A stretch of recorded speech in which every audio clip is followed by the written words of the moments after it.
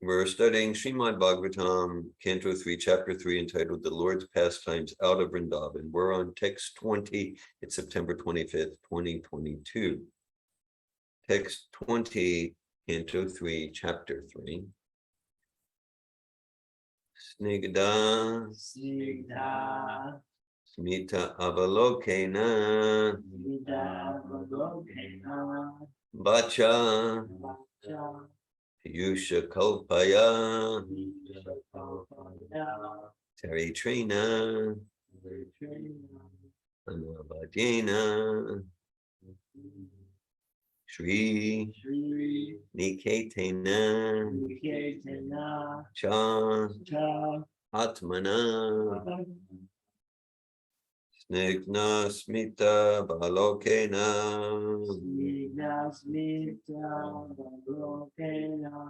Vacha Piyusha Kalpaya Charitrena Bhajena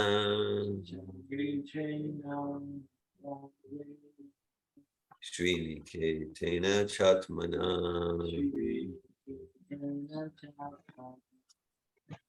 Snigdha Smita Balokena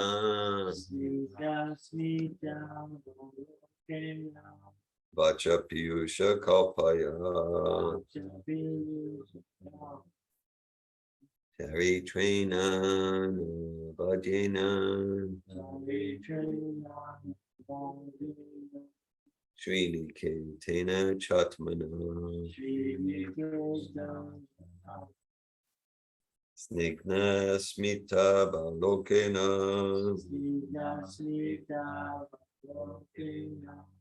Vacha Piyusha Kalpaya Charitrena Bhajena Shri Niketena Chatmana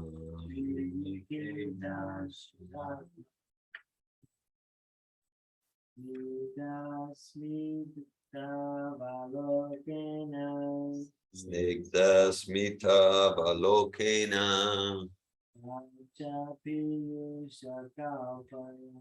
Vacha Piyusha Kalpaya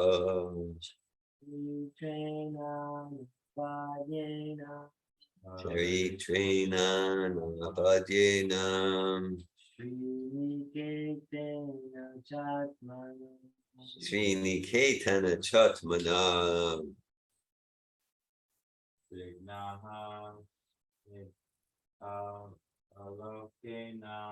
Snigdha Smita Balokena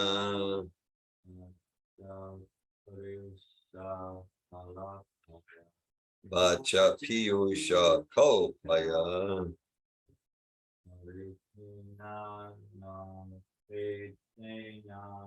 Charitrena Bhajena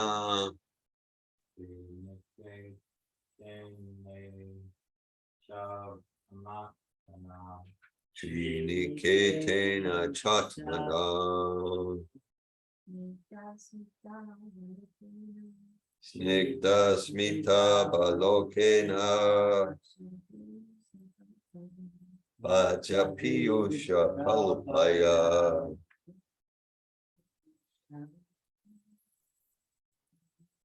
Charitrena Bhajena Shri Niketena Chatmana. Would someone online like to recite the verse? Okay, we'll go to the word for word meanings. Snigdha, gentle. Smita Avalokena, by a glance with a sweet smile. Vacha, by words. Piyusha Kalpaya, compared to nectar. Charitrena, by character. Anavadyena, without flaw.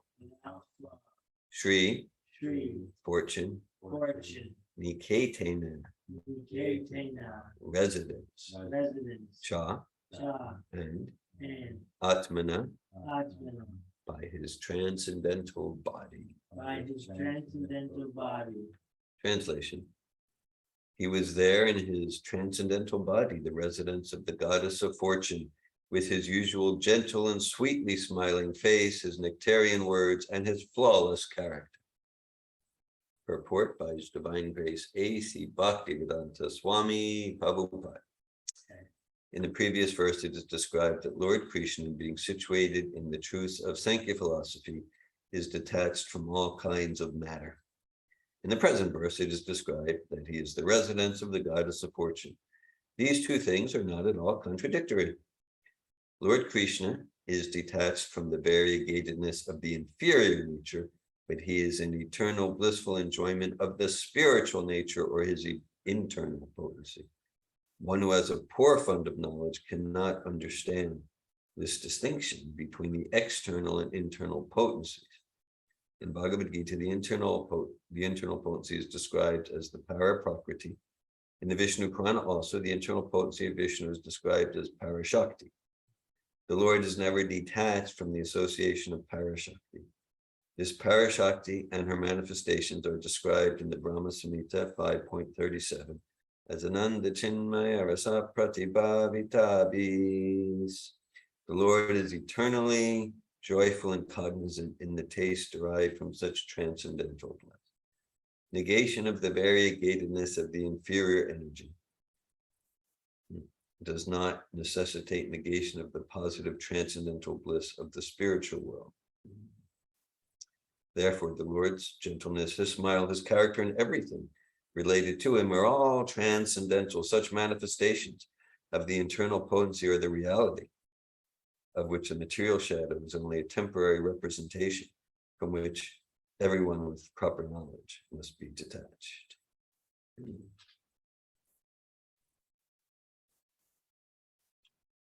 Om Gana Timirandasya Gananjana Shalakaya Chakshuran Militam Yena Tasmai Shri Gurave Namaha. Shri Chaitanya Manobishtam Stapitam Yena Bhutale Svayamupa Kadamayam Dadati Svapadantikam.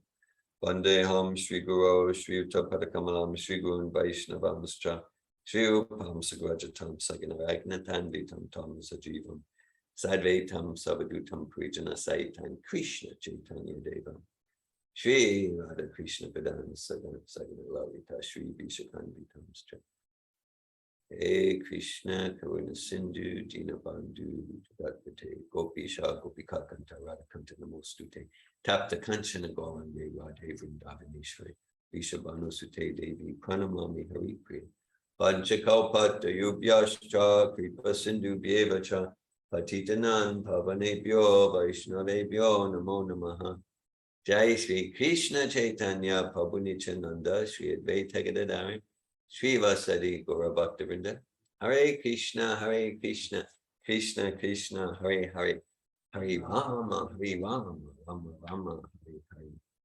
Nama Om Vishnu Padaya Krishna Prestaya Bhutale Srimate Bhaktivedanta Swami Niti Namine Namaste Sarasvati Devi Gauravani Pracharine Nirvishesha Shunyavadi Paschatya Desha Tarine Narayanam Namaskritya Naram Chaiva Narottamam Devim Sarasvatim Vyasam Tato Jayamudirayat. Before reciting the Srimad Bhagavatam, which is the very means of conquest, one should first offer respectful obeisances unto the personality of Godhead Narayan, and to Narayana Rishi, the supremmost human being, and to Mother Sarasvati, the goddess of learning, and unto Srila Vyasadeva, the author. Nasta prayeshva bhadreshu nityam bhagavata sevaya bhagavat utamashloke bhaktir bhavati naishtiki. Srimad Bhagavatam, Canto 3, Chapter 3, Text 20. Snigdha smita balokena vacha piyusha kalpaya charitrena na vadyena sriniketena chatmana. He was there in his transcendental body, the residence of the goddess of fortune, with his usual gentle and sweetly smiling face, his nectarian words, and his flawless character. Hare Krishna. So here at the beginning of the purport, we can notice some Prabhupada, it was in that second sentence, no, third sentence, Prabhupada says, these two things are not at all contradictory. So why would we think something is contradictory? Let's kind of unpack that. Why would we think these two things? Okay. So Prabhupada saying at the beginning of the purport, this is Canto 3, Chapter 3, Text 20, for those who just joined us online. In the previous verse, it is described that Lord Krishna, being situated in the truths of Sankhya philosophy, is detached from all kinds of matter. All right, so there we have like Sankhya and detachment. And so Sankhya means really to count. It's like a very analytical approach. Okay. Okay, and then in the present verse, it is described that he is the residence of the goddess of fortune. Right, so it's described he's enjoying gently, sweetly smiling goddess of fortune. And he's like opium means like money in common vernacular. In the verse yesterday that Mother Malini led class on, the person of Godhead, he's enjoying life like anything in the city of Dvarka. Okay, right. So it's Sankhya. So then, yes. So then it's kind of like, well, the detachment means you live in a monastery. Detachment means you've gone to the forest. So like here we have Krishna enjoying in palaces with queens and like that. So that would be the apparent contradiction. That would be the apparent contradiction. So Prabhupada saying these two things are not at all contradictory. Now, if we look at Krishna's life, the 125 years ago of that manifest pastime, he did have his monastery phase after the Vrindavan pastimes, which didn't at all look like a monastery. And before the Dwarka pastimes, he had time in Mathura, where he was studying he was a brahmachari student. In the ashram of Sandipani Muni. So that would be like, that's kind of like aligned with what we would classically, conventionally think of a detached life. Krishna did have those years, or I'm not sure what the time span was, but he did have that time period, and it's described in Krishna book, 10th Canto of Bhagavatam.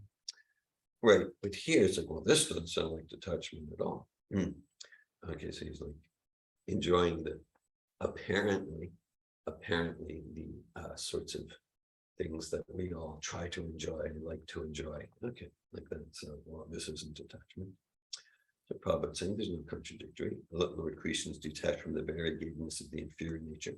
It is an eternal blissful enjoyment of the spiritual nature, or his internal potency. All right. And then, so Prabhupada twice in the purport uses these terms. One, a poor fund of knowledge, and then later in the purport, but everyone with proper knowledge. Okay. So poor fund of knowledge means it's like Prabhupada, in 1936, Prabhupada wrote a poem honoring, glorifying his spiritual master, Srila Bhaktisiddhanta. And Bhaktisiddhanta especially was inspired by one couplet in the poem. Prabhupada wrote, absolutely quite brilliant and concise.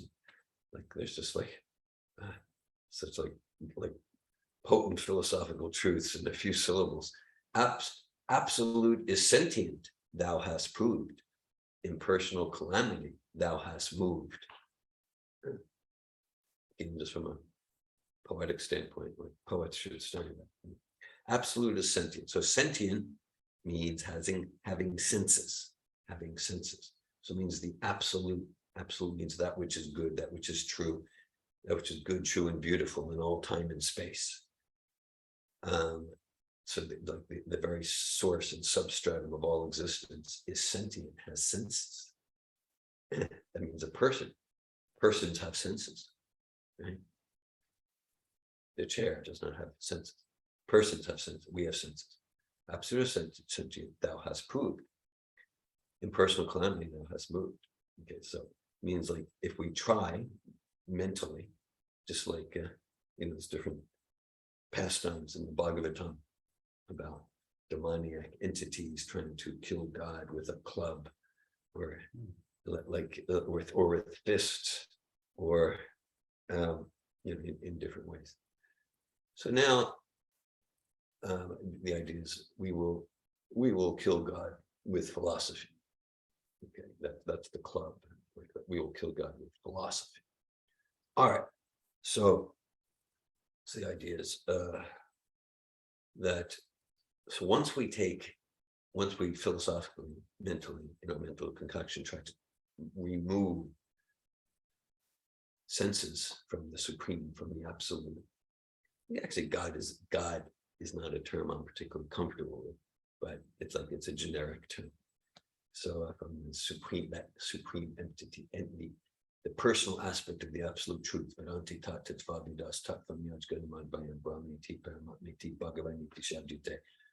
the absolute truth is realized in three aspects. The impersonal one is God in the heart, called Paramatma or super soul. Prabhupada uses different terms, super consciousness, and then the Bhagavan, the personality of Godhead, which is the complete inclusive aspect of the absolute, because the super soul and the Brahma Gyoti all emanate from Bhagavan Sri Krishna. Okay. Brahmano hi pratishtaham, says Krishna in Bhagavad Gita. The Brahman, I am the source of the Brahman. Sarvasya chaham ridisanindisto. I am situated as the super soul in the heart of all living entities, and antarasta paramanucha antarasta, and in every atom. Okay.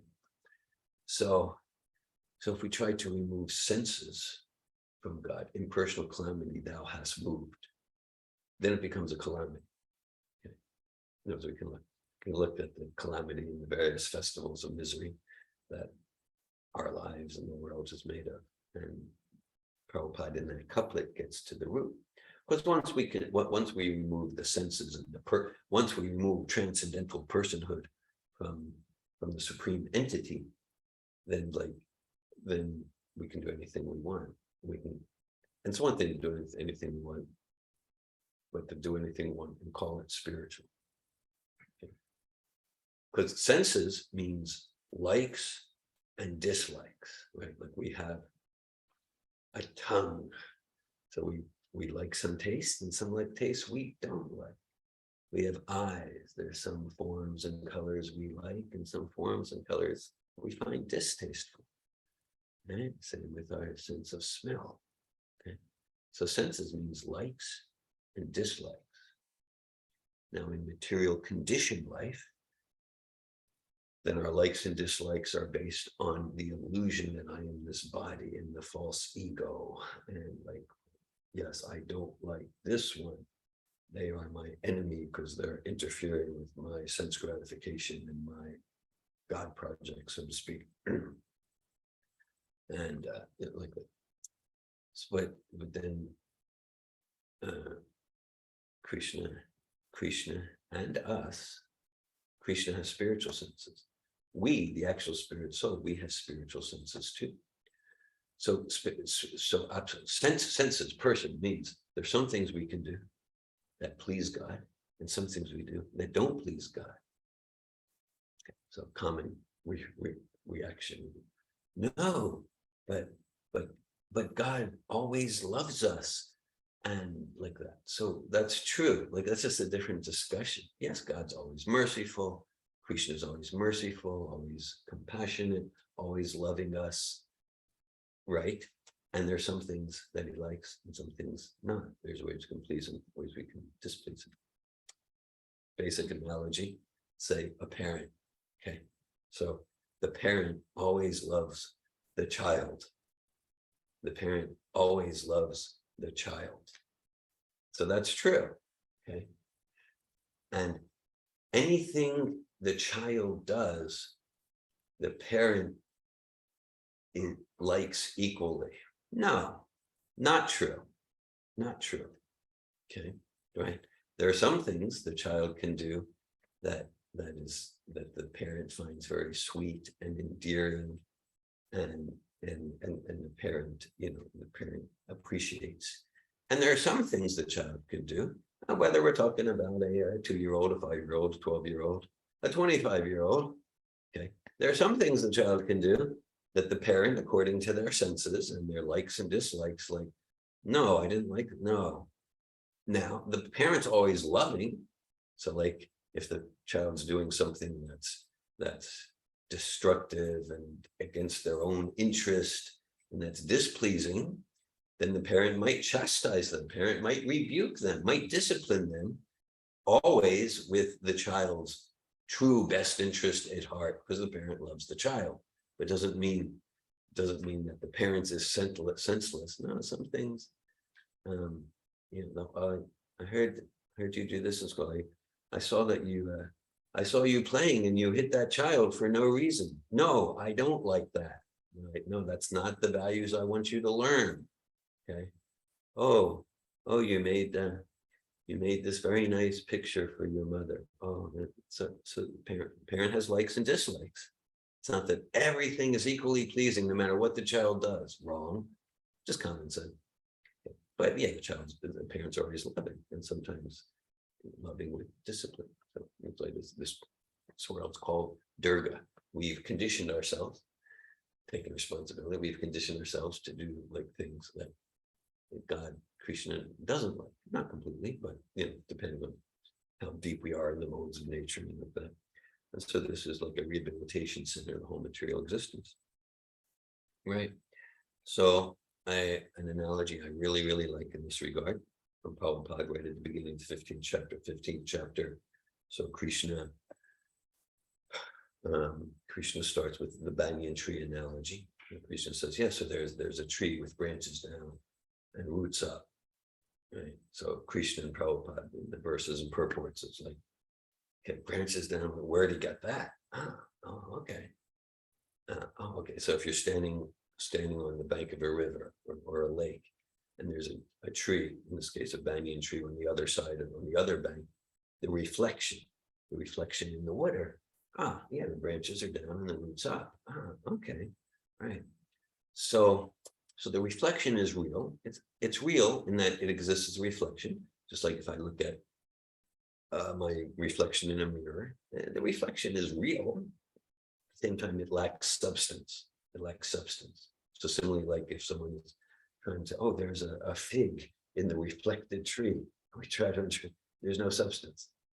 There's no substance. Okay. So it's not that it's like completely unreal, but it only exists as a substance. Now, the shadow or the reflection in the mirror, the reflected tree in the water. So importantly, and this is where this purport goes, the reflection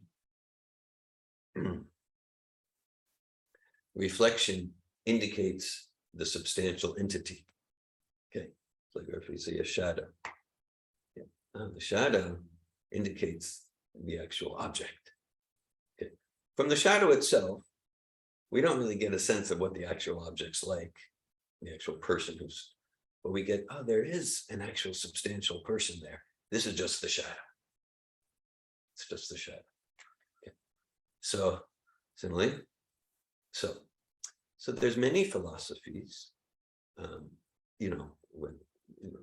the East, in the West, even rock and roll lyricists who like the whole world's an illusion, the grand illusion. There's truth to that. There's truth to that. The whole world's illusion with that. Okay. Then Prabhupada gives a metaphor from, he explains it through geometry. He says, the reflected tree in the water, that's illusion. Okay. And Prabhupada says, but that's only 180 degrees. The circle has 360 degrees. The circle has 360 degrees.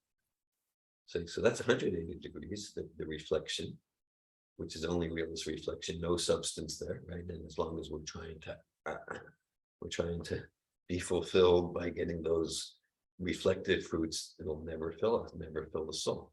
But a circle has 360 degrees. So there's the other 180 degrees. The other 180 degrees, that means there's a real banyan tree. There's a real tree. And that's what pretty much no one gets, or like for sure, we won't find what's the real true like in such rich, graphic, vivid, shining, luminescent detail as we will in Srimad Bhagavatam and the other Gaudiya Vaishnava literatures. Okay, so right, and so because the idea is like, okay, so like liberation. The idea, yesterday Malini talked about dharma, artha, kama. The idea is, yeah, be like virtuous, dharmic, then have clean, high levels economic development, and has kind of like virtuous not spiritual, but virtuous sense gratification rather than decadent sense gratification that just degrades everything. So have virtuous kama, and it could take maybe in this life, maybe heavenly planets, dharma, artha, kama. And then the idea is, well, I did all that, but it's not fulfilling. Let me get moksha, let me liberate myself. Okay, now in many, if not most philosophies, right? So then what happens in this moksha? So the moksha is regarded, for example, like in different Buddhist type philosophies. We're not getting down on the Buddha here. Buddha is an incarnation of Krishna. He had a particular mission. He preached some false philosophy. So the Buddha concept, like liberation, is like some sort of just kind of like a dim, empty nothingness. The idea is to get out of the reflected truth, to cultivate detachment, non-attachment from the illusion, and that's good. I mean, that's intelligent, is it? In the futility of trying to enjoy through the shadow, yeah. Or we get to like Shankaracharya philosophies, a lot new age type approaches, liberation. Yeah, we're renouncing from gross matter, and it's not the dim nothing. One thing about the nothingness doesn't exist. Right? Even if we go into deep space, it's ether. I shared this way back in my high school days. I read something about like the Michelson-Morley experiment, and like the idea was deep space is a complete vacuum, but they found like no, actually not. There's substance there, and that confirms Bina Prakritir Ashtata. That ether, it's like it's more subtle than air. It's more subtle than air. So there is no void. There is no nothing. Now, as far as the white light, that actually exists. That's called the Brahma Jyoti. That's like a liberation that actually exists. Okay. And a quote, a text, which Srila Prabhupada often references from the 10th canto of Bhagavatam.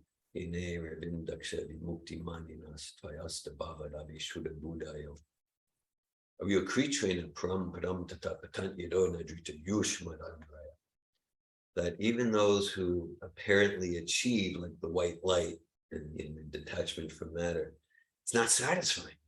It's not satisfying because it's lacking sense engagement, spiritual sense, the real banyan tree, real form, real color, transcendental sound, transcendental color, form, fragrance, activity, relationships, communication, the real banyan tree, the real substance. Yes. So it's lacking that. So the soul won't be satisfied. So Prabhupada often makes this point. The soul will, even the impersonally realized soul, usually, if they don't have a taste for devotional service, Jivara Supari Krishnera Nichidas, Krishnera Tatasta Shakti, Beta Prakash, soul comes back and we'll do some material activity. Okay. So Bhagavatam, that's the book we're studying. It's a book. It's not a book in the standard sense, but we use the term book. Right? Let's call this is like it's transpersonal authorship. So this is, we revealed absolute sound vibration, transpersonal authorship. So the 10th chapter of the second chapter, the 10th chapter of the second canto of Bhagavatam, the chapter is entitled Bhagavatam's the Answer to All Questions. Rather, a very, very humble, unassuming title. Bhagavatam's the answer to all questions. So it's we were there probably less than a year ago. We were studying that in our morning classes. So Prabhupada quotes a verse from there quite a bit about actual liberation.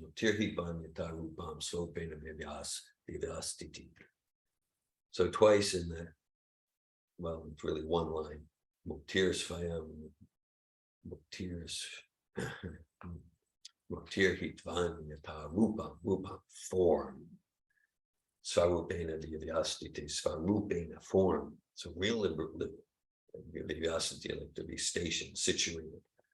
So actual liberation.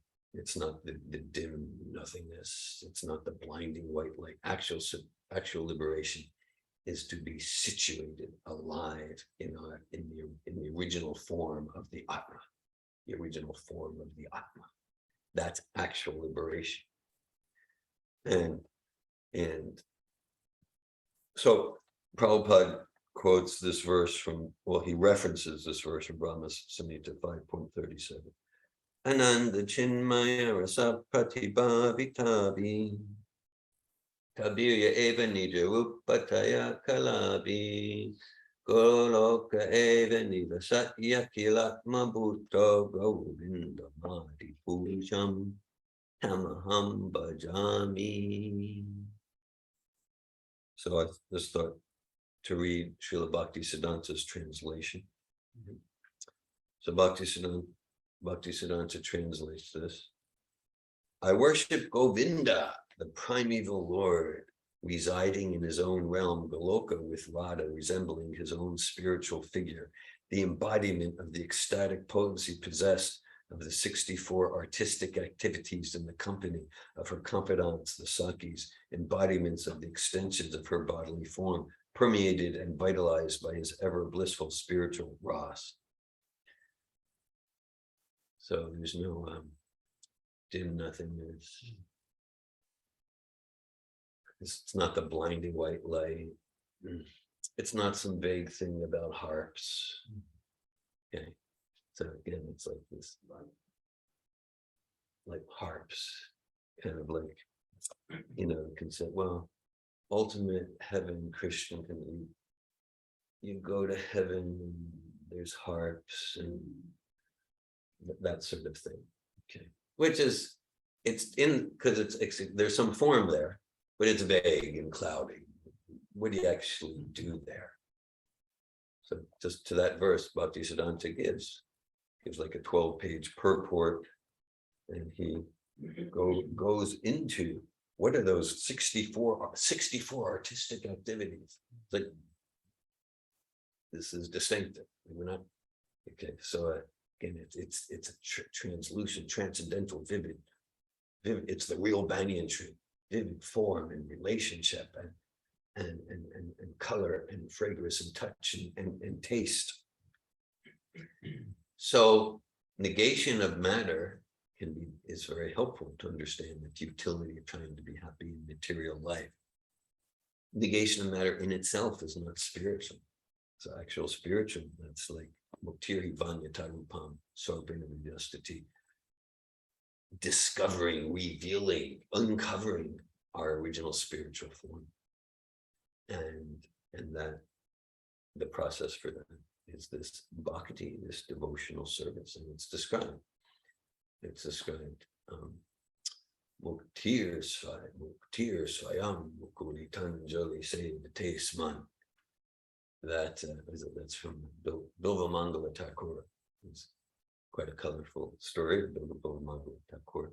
I won't go into the story, but so basically Bilva Mangala, he's saying that since I've taken to bhakti, then liberation, kind of like the detachment from matter, liberation, the kind of like the white light, the detachment. So liberation is standing at my doorstep, humbly begging to be my maidservant, meaning that we do bhakti, and just like now. Okay, so we chant and japa. We're absorbed in Bhagavatam and Sri Brahma Samhita. So we're liberated. We're liberated. Okay. To the extent that our consciousness is absorbed in it. Now, as we often talk about, no, that's liberation. Kirtan. And that's it. So like Krishna is kindly giving us transcendental sound. Hare Krishna, Krishna Krishna, Hare Hare, Hare Rama, Rama, Hare Hare. Transcendental forms, right? Transcendental personalities, Srila Prabhupada, Srila Bhakti Siddhanta, Srila Rupa Goswami. Transcendental taste, like just make a commitment. Like, okay, rest of this lifetime, I'm only consuming prasadam. That means like every time we eat, we're experiencing liberation. The question is the state of liberation, but then there's the stage, because like maybe during the morning program experience liberation. So Bill Mangala Thakur is saying, yes, engage in bhakti. The personification of liberation is just standing at my doorstep. How can I serve? So that's true. So that's true. Another verse Prabhupada quotes a lot from Brahma Samhita, that the Sanskrit. Fairly recently, I'm reading the Gajendra Mokshana pastime, 8th canto of Bhagavatam, the liberation of the elephant, Gajendra. Fabulous pastime. And anyhow, so Gajendra, in his former life, he was King Indradyumna, Maharaj Indradyumna. He was like a devotee king, but yeah. And he was in like deep, it was somewhat like similar to Maharaj Pariksit. He was in deep meditation because he renounced his kingdom, great devotee. But then Agastya Muni came, and Agastya Muni didn't feel that the king was honoring him and his disciples, because the king was just in meditation, wasn't hosting them and like that. So Agastya Muni cursed him. You're like, yeah, you're so dull, you're not even hosting us properly. So you become an elephant.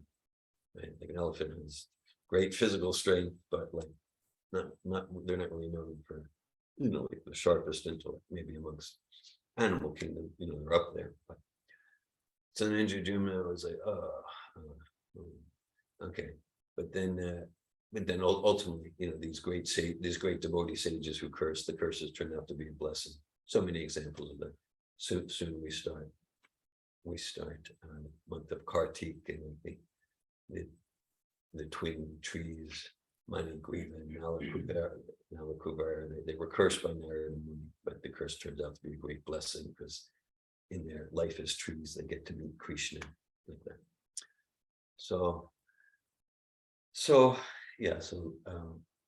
Gajendra, even though typically an elephant would defeat a crocodile on land, but the battle is happening in water. So it's a real crocodile, it's a real history, but also, Prabhupada mentioned, it just material life is like a crocodile. In case you haven't noticed, like a crocodile just like grabs you and won't let go. Yeah, and just like no matter how much you struggle. So there's the crocodile. That's the crocodile. There's a crocodile in material life.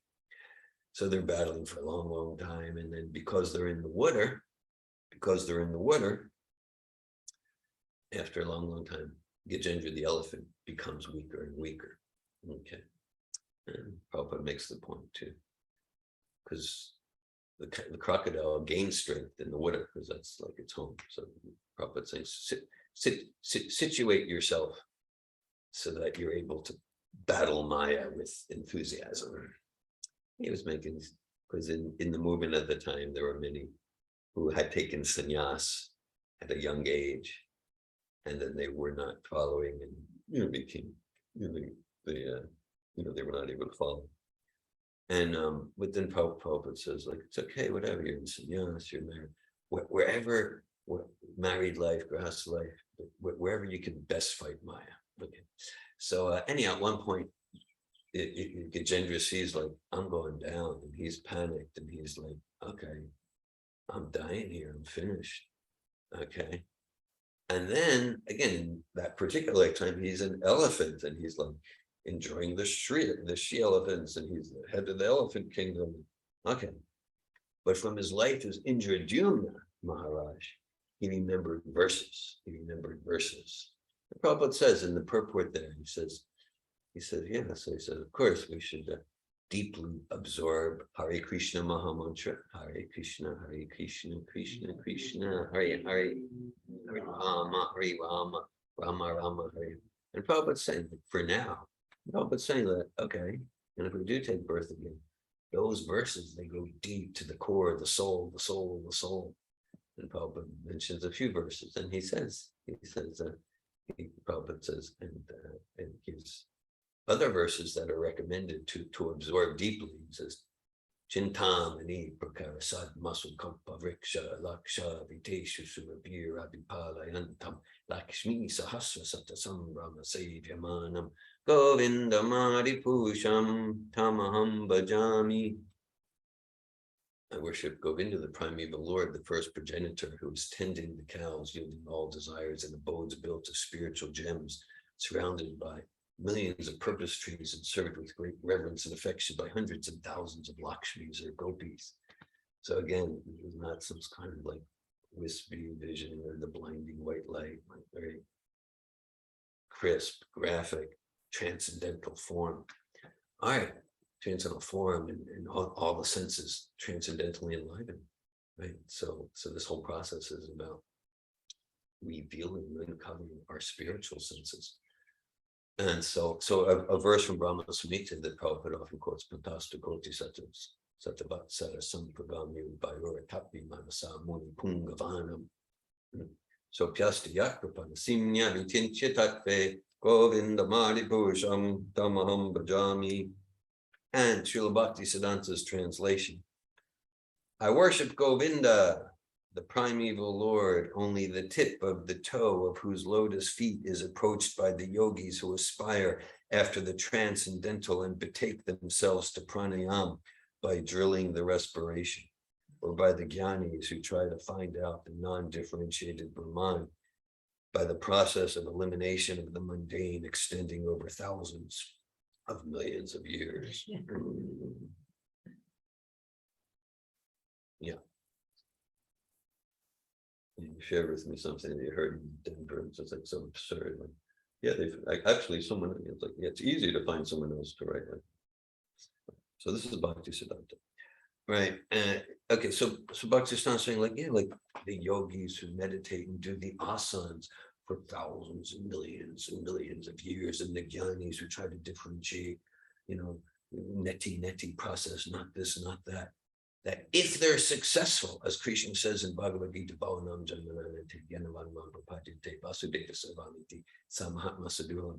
if they're successful after many, many lifetimes, then they'll get a glimpse of the ray, a glimpse of the rays of the effulgence from Krishna's toenails. Meaning like the bhaktas who are serving Krishna's transcendental form, serving Krishna's pure devotees, absorb it, tasting prasad, Srimati Radharani and the gopis. Even a new bhakta or bhaktin is just far more advanced. So the power of this process of bhakti, and because this is what the soul does. This is what the soul does in its pure form. So here we're in the Bhagavatam, Brahma Samhita. This is the real Banyan truth. This is transcendental form. This is the substance, not the shadow. Sure, we don't want to get attached. That's where Prabhupada ends the purport. We don't want to be attached to the shadow, to the reflection. Last sentence of the purport, such manifestations of the internal potency are the reality. So the reality. Another analogy Prabhupada gives, like an animal or human would be in the desert and thirsty and like, oh, 50 yards that way. It's hot and there's water. There's an oasis with water, but it's actually a mirage. Oh, 100 yards that way. There's the oasis. No, it's a mirage. Ultimately, the animal dies because there's no water. But that's not true. There's no water in the desert, but there is real water. Just like there's no fruit in the reflected tree on the water, but there is a real banyan tree, and there is real water. And we get to awaken to that. And this is Muktir Swayam, Muktir Dvanyata Rupam Sopam Vyasati. This is real liberation. Such manifestations of the internal potency are the reality, of which a material shadow is only a temporary representation from which everyone with proper knowledge must be detached. So yes, cultivate detachment from matter, but detachment from matter itself will be like, yeah, with willpower. Then this process of bhakti gives us not what we do when we try to use our willpower, but not to overly depend on it.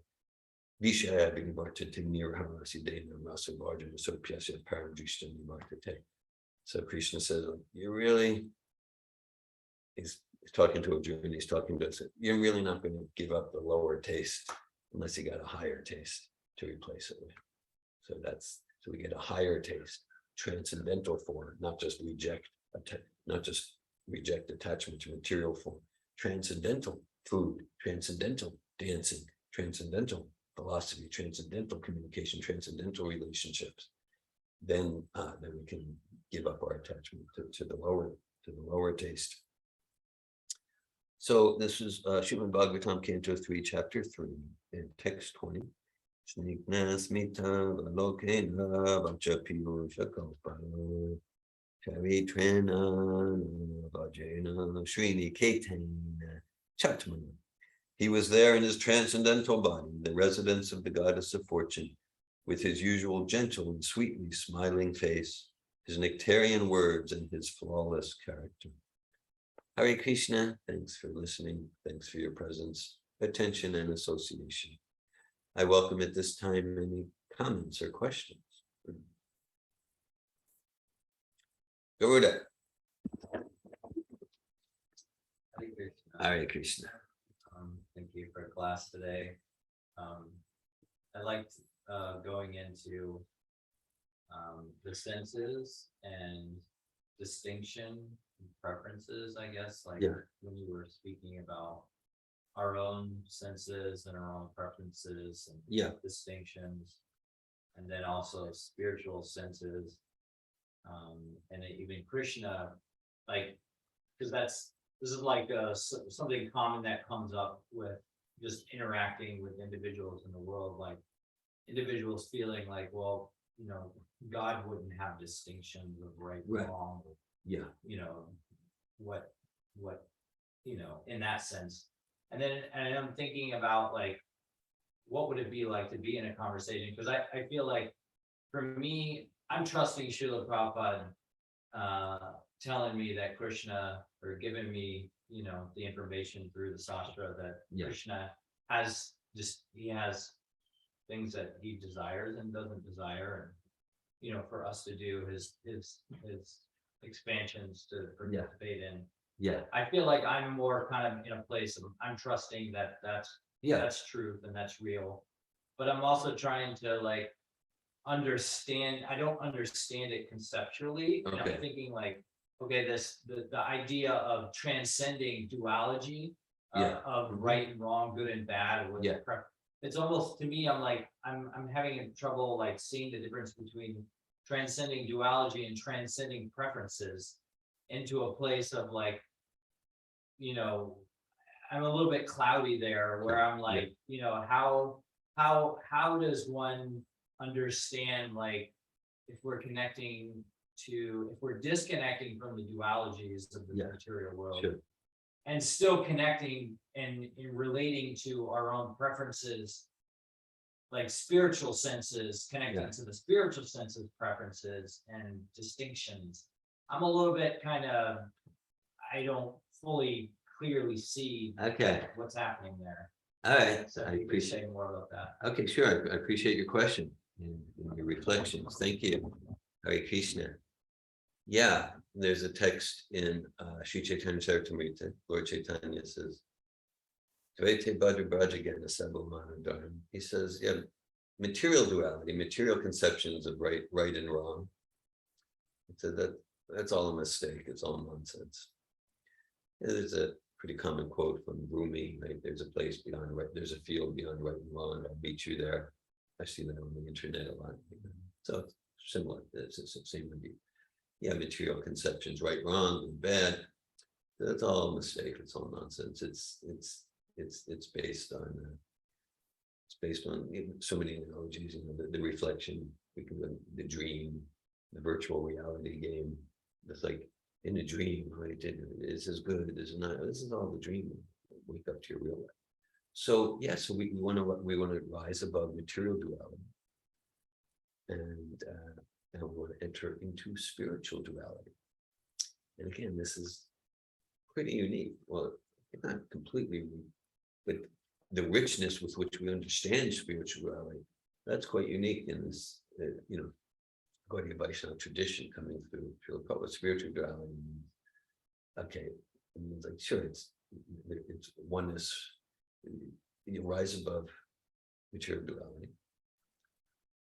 Triguna Vishaya Veda. Nishtraguna Arjuna. Krishna says, all the Vedas deal with the three modes of nature, rise above this. The spiritual duality, we can call it just like,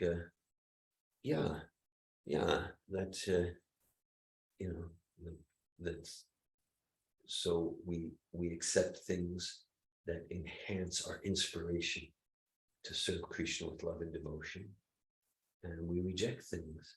We reject things. Anukulyasya sankalpa pratikulyasya origin. We reject things that don't support that.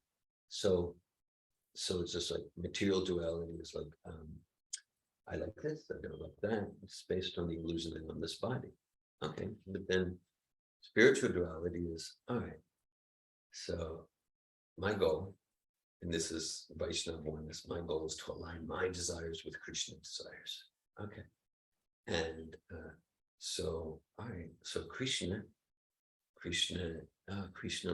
likes that if I can connect with some love and offer him fruits and vegetables.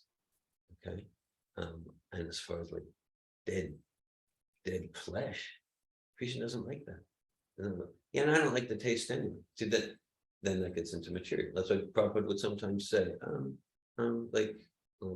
vegetarianism, it's really no great accomplishment. But he said, like, the elephants are vegetarian. So is the goal to be an elephant? They're not really very spiritually advanced. So like that. So that, I like this, I don't like that. But they're just, okay. Krishna senses, that's spiritual duality. And that's duality, that's win-win forever. When we enter into the world, let me act for what Krishna likes and refrain from what Krishna doesn't like. And he doesn't want me to offer him or to eat myself the dead rotting flesh. But he likes fruits and vegetables and like that. Okay. And then we align our desires with Krishna's desires, because Krishna, he's that most compassionate parent. And so Krishna's desires, Krishna's likes and dislikes, they're for the welfare and benefit in the highest sense of all living entities. And I really like where you started your sharing, Garuda, because you started yes, I'll just do what Krishna wants. And I know in my heart what Krishna wants, and when he doesn't, probably not. It's an important point, because I've seen people, maybe I'm guilty of it too, but like they'll come, they're attracted to Krishna consciousness, and they like the personalism, and then it becomes like, it's me and Krishna, I got it, me and Krishna, and then there's not that Prabhupada principle. It's not, I'll call it the guru principle, but Prabhupada uses that term, but that can become impersonal. So just like, you know, if there's a powerful person in this world, the governor, the president, a king, something like that. Okay, well, to really know him, you know, if we just go to his door, we're not going to get very far, but we talk to his secretary, maybe the secretary said, what sort of gift would he like? You know, I want to make a proposal that I meet with him for half an hour. What do you think will be your trip? So Prabhupada, so Prabhupada knows Krishna intimately. So that's why, you know, on my own, I'll just get back into my false ego about, I know what Krishna likes, because Krishna is in my heart. Well, it's true that Krishna is in my heart. The whole fact that I got a material body means that like I dedicated myself to forget Krishna and what Krishna likes. So let me be humble, try to be humble. So Prabhupada, he's our current link to the Prabhupada. We know from Prabhupada how to mold our lives to utilize and serve spiritual duality. Spiritual duality, it's one because it's oneness, because it's all about devotional service to Krishna. And there's duality because it's not like whatever I do is devotional service. So spiritual duality is based on Krishna's likes and dislikes, which we understand from the pure devotee spiritual master. Malini. Seems that spiritual duality is directly connected with individuality. But if there is no such a spiritual duality, there is no individuality either. Yeah. It's kind of going back to personalism. Yeah. And then I was thinking, like, in spiritual duality, it's not bad and right and wrong either. Yeah. Because Krishna has much pleasure with those who praise enemies, you know, like giant Vijay Yeah. temples of three births. He enjoyed fighting with them. Yes. He enjoyed seeing how powerful the demons they are. Yeah. And the people who are like submissive. And yeah, like also in the spiritual world, there's so many emotions. Yeah. And same thing, there are varieties. In a sense, there's varieties without duality. I think that's what's like understanding varieties without duality. Because in the spiritual world, there is varieties, there's no duality. Yeah, there are distinctions. Yeah. Right. And varieties is existing because individuality. Individuality. Yeah. Thanks for that. Yeah. Yeah, there's distinctions. And so whether someone, the cowherd boy is fighting with Krishna and the gopis dancing with Krishna, it's all one and meant to give Krishna pleasure. And all the servants of Krishna, according to individuality, and this was absolute sentient, thou hast proved, and personal calamity thou hast moved. But if we take away the distinction on the spiritual platform, then it gets to, oh yeah, of course, you know, I accept God, Krishna, and whatever I do is no. Krishna is a person, and so as we develop, as we reveal our transcendental personhood, then we're serving Krishna in a distinctive way, under the guidance of our spiritual master, who knows how to bring that, who knows how to bring that spiritual personality. Yeah. Thank you, Damayanti. Hare Krishna. Hare Krishna. It's just this week I was chanting and thinking, what does Krishna want? But like what occurred to me, I don't know, just like what sort of went through my mind in that process of what would Krishna want, like for me to do. The thought came to mind, well, he would want what would he want what I want? And then I started thinking about like regular relationships, you know, between two spirit souls, and how the paradigm of win-win is satisfying in relationships where obviously we need to know who are we to even know what we, the actual soul, wants, obviously. it needs to be based on a spirit, like our desires, ideally, if based on spiritual ground, who we are, then they would be pleasing to what we want would be pleasing to Krishna. If we're aligned with the soul, we need knowledge.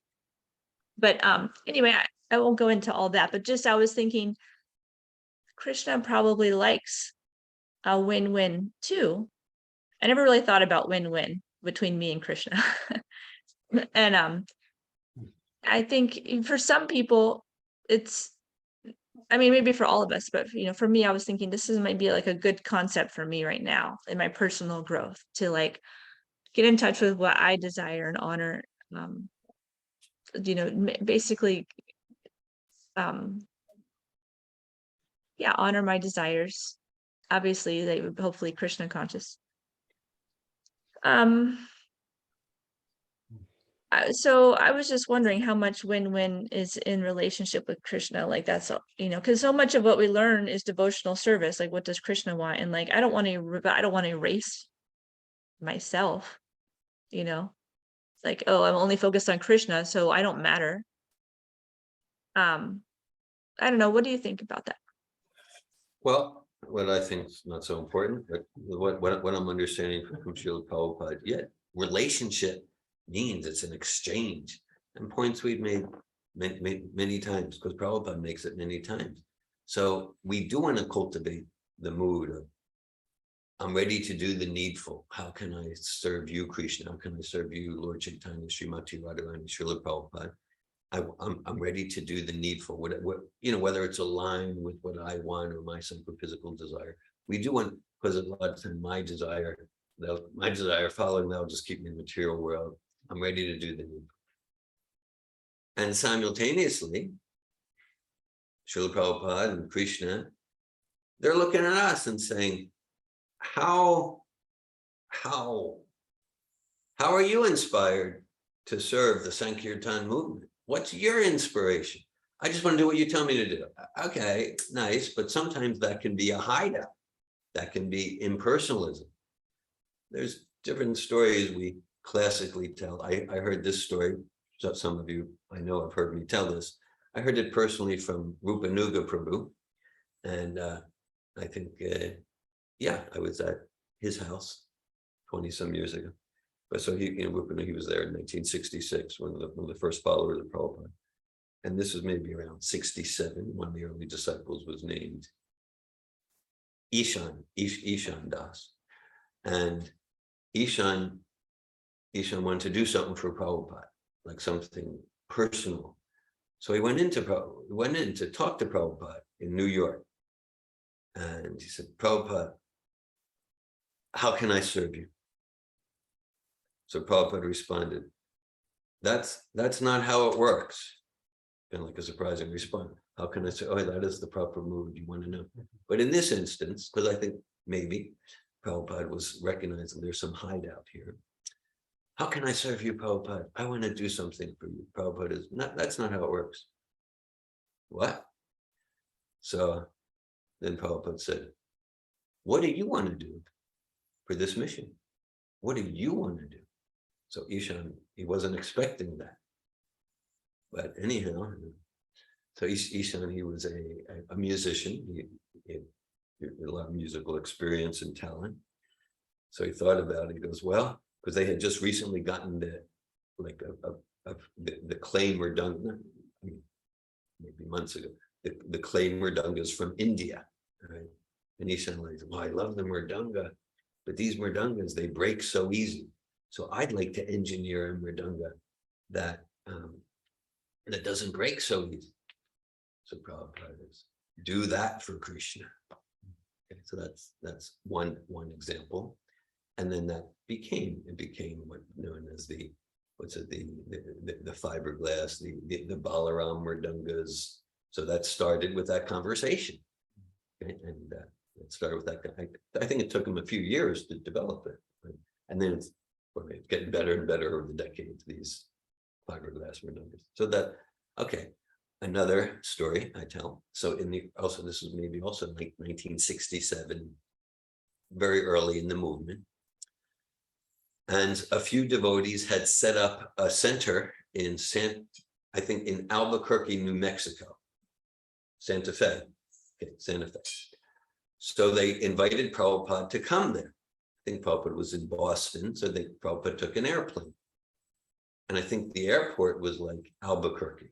Maybe Santa Fe didn't even have an airport. So he lands in Albuquerque and the devotees pick him up at the airport. So Prabhupada's coming out. And this isn't one of those wild kirtan scenes because it's early in the movement. So it may be a small kirtan scene, but not even that. So they're at the airport, Albuquerque airport, and they're standing around Prabhupada and they're kind of discouraged and depressed. Because what happened is between the time they invited Prabhupada and the time Prabhupada landed there, they got evicted from their temple apartment. They got evicted. And they just said, like, Prabhupada, we don't even have a place to take you. You know, later that maybe we don't even have a place to take you. So they're standing around. And one of them looks at Prabhupada and says, Prabhupada, Prabhupada, tell us what Krishna wants us to do. So Prabhupada got angry. He didn't like that. Prabhupada said, Krishna wants to know what you want to do. Because they thought, we're so surrendered. Just tell us what Krishna wants to do. Look, we're surrendered. And Prabhupada, no, this Krishna consciousness is not about, it's not about covering your intelligence and being brainless. So Prabhupada said, Krishna wants to know what you want to do. So yeah, relationship means two-way. Yeah. What does Krishna want? What does Prabhupada want from me? And how am I inspired to serve? And making the distinction that how I'm inspired to serve, let's check that out, that it's aligned with Prabhupada's Siddhanta, Prabhupada's mission. Because, well, I'm inspired to serve this way, that way. Shruti, Smriti, Purinadi, Pancharacha, Vidim, Vida, Akantakiya, Hera, Bhaktiya, Utpataya, Kapate. Other, because we want to be cautious, conscious. That's why we hear from Prabhupada, we hear his lectures, read his books. Otherwise, in the name of, I want to do service this way, that way, this is just a speculation that's going to cause more of a disturbance than actually enriching the bhakti movement. But on the foundation and in the framework of Prabhupada's mission, yeah, there's room for everyone's individuality in that house to furnish the house in a special way that's distinctive and to decorate it like that. How do you make the distinction between, oh, I want to do that for Krishna, but in reality, I want to do that for me? Yeah. How to make the distinction? Like, yeah, because it otherwise becomes like, yeah, I want to do that for me, and it's, for Krishna. Okay. Can I say, because you had I heard another pastime. Yeah. From you also, that the devotee who like wants to give a gift to Prabhupada. Yeah. And he gives a gift of like a bookcase, a book cover. Okay. So the book doesn't touch the floor. Huh. And Prabhupada's like, I don't have that. He's like, no, he's like, look, Prabhupada, because the books are touching the floor, and now you don't have to worry about that. And Prabhupada's like, I don't let my book touch the floor. Like, basically, like, this is a gift for you. For you. This is like, so it's like coming from your own conditioning. I think like what you were saying, like it's really like that devotee was having a desire for himself of like, oh, this would be good for me where I'm at. But it's not necessarily like pleasing to the spiritual master. Thanks. I heard that story from you. You heard? I don't think you heard it from me. Did it? You never heard it? Oh, Yeah. Somewhere else. I know, I thought I maybe. So basically, like, yeah, he was like really inspired to give Prabhupada gift. He's like, we have this problem of the books touching the floor, so it's like a nice case on the book. And then Prabhupada's like, well, I'm sure he wasn't. he's like, this is the gift for you. It's not for me. That kind of thing. Yeah. Thanks for that. Well, in this discussion, again, like I think so. No, I think it's vital to understand what is aligned with the path of bhakti given through our current length of Parampara, Srila Prabhupada, and that way we're not speculating now. Okay, now within the framework, within the framework of that path, okay, here's what I'm inspired to do. And then in our own introspection, maybe supported by friends who are willing to be honest, we can look at, oh, what material motivations might I have, what might I have in wanting to open a center for Prabhupada, lead a Sankirtan party, like that, to write a book in line with Prabhupada's teachings. And that's okay, because it's not like, don't do any service until you have no material desires. Yeah, that's okay, because then by doing service, we get purified of desires for popularity and distinction and adoration and compliments and money and fame. We get purified. So just like if someone wants to open a center for Prabhupada, someone wants to conduct seminars that are founded on Vaishnava teachings to bring people to Krishna, to Prabhupada. Someone wants to go out and lead a Sankirtan party, lead a book distribution party. So we know this is all within the framework. Let's say someone's like, oh, well, yeah, I found this other mantra in the Vedas that I think people will be more attracted to, so I'm going to do that for bhakti. And it's like, well, yeah, that's risky. That's risky. Prabhupada gave us like this mantra. There's other mantras that supplement it. Brahma Samhita. Prabhupada gave us this Hare Krishna Maha mantra. So what's the framework? And then, okay, I'm going to go for that. Maybe consult other sincere followers of Srila Prabhupada. I'm going to go for that. And in going for that, let me recognize to what extent am I doing it for Krishna, to what extent actually I got some material desires to fulfill. And that's okay. And they'll be purified as long as the service I'm doing is within the container of Prabhupada's bhakti movement. It seems like it's better to act and learn where your consciousness is than to just be, stuck like, oh, is my consciousness pure in this service? Even if it's like not, I mean, I wouldn't want to do, I personally have a boundary. I don't want to do a service that's misleading to anyone. Right. But sometimes I want to do activities that the overall are in the mode of goodness. I'm not sure if it's really serving, like I'm expressing myself through comedy sometimes. And it's sort of like in the realm of personal growth and just getting my energy out. And I'm like, I don't know if this is really a service, but let me just get the energy out as long as it's not causing harm or misdirecting anybody. And it's overall in the mode of goodness. Anyway, that's one of my contemplations. But I want it to be more and more like direct service, or at least, if I have a platform or followers or people who love my comedy, I want to be able to share Krishna consciousness or God consciousness, interspersed or as a part of these little scenes that I'm creating. But it feels for me better to act than to be stifled by self-doubt and too much concern, about am I coming from the perfect place? Yeah. I have no doubt that Srila Prabhupada and all our acharyas, they want the top most successful comedians in the world to be devotees of Krishna. And that's true for every profession. It's like, okay, so I can only serve if I'm in a temple atmosphere, because the idea is make our body a temple, make our homes a temple. But Prabhupada would often say devotional service, Krishna consciousness, it's never stereotyped, it's never hackneyed, it's never stagnant. At the same time, it's not whimsical. Oh, it's not stereotyped, therefore I can do anything.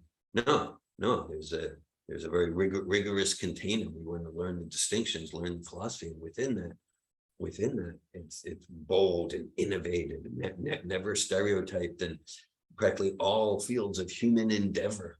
All fields of human endeavor, all fields of human endeavor can and the Srila Prabhupada and the 6 Goswamis, they want us to be in all fields of human endeavor, whether it's social services, counseling, business, government, politics, comedy, entertainment, sports.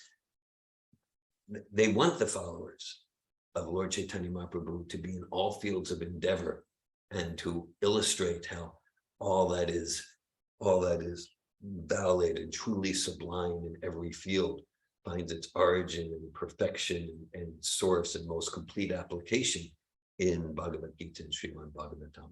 So comedy is not rejected in Bhakti Yoga. And at the same time, I don't mean just to say that in a comic way, at the same time, whether it's psychology or personal transformation or comedy or business or social services, it takes inspired transcendental intelligence to know how to utilize all these fields in Krishna service. And that inspired transcendental intelligence comes from sincerely wanting to get out there in the world and wanting to do it in service to Srila Prabhupada. Then we get the intelligence. Thank you, Damayanti.